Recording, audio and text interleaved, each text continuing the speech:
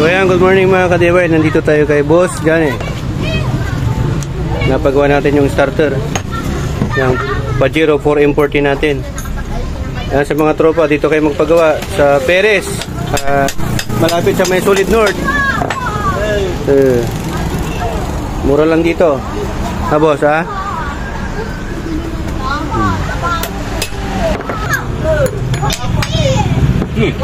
Yun no,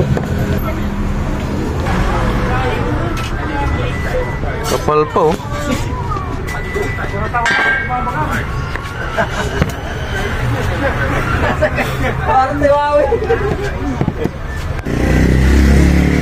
May diskarte.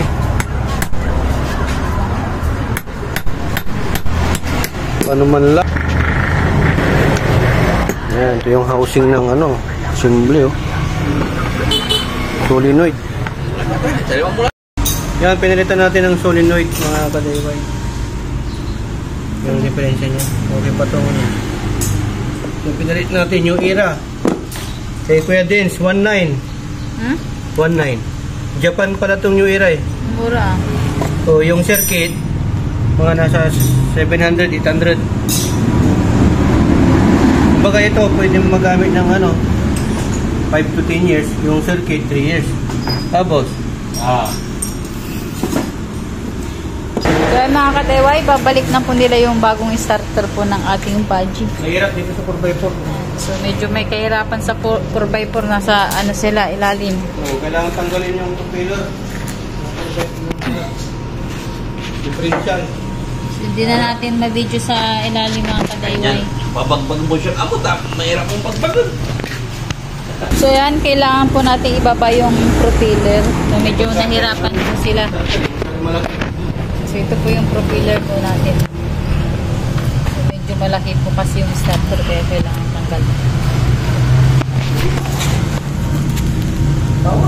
So yan, so hindi na po namin mabibigyan sa baba mga ka-DIY na.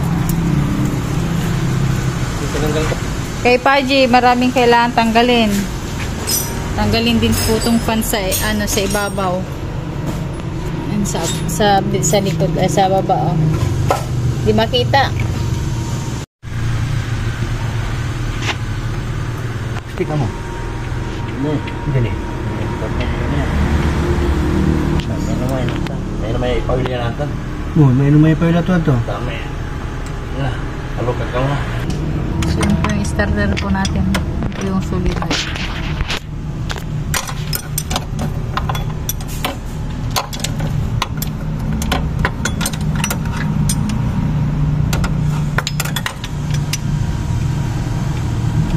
So ayan, babalik po natin yung tornilyo po nung ano, para sa dipstick.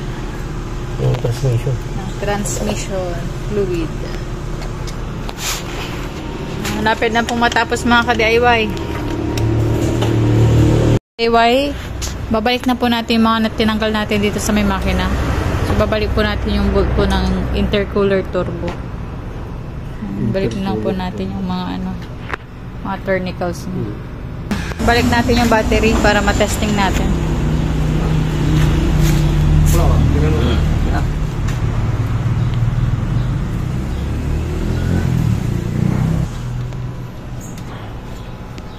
Testing.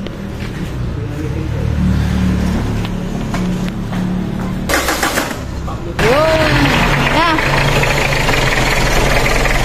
Ito na yung starter natin. Nagluko lang kagabi. Hindi namin makaandar. Ito yung pinalitan natin, oh. Solenoid. Mga ka-DIY, hindi na hirap ngayon si 45 natin, tapos 40 natin. Okay, so fixing natin ulit. No?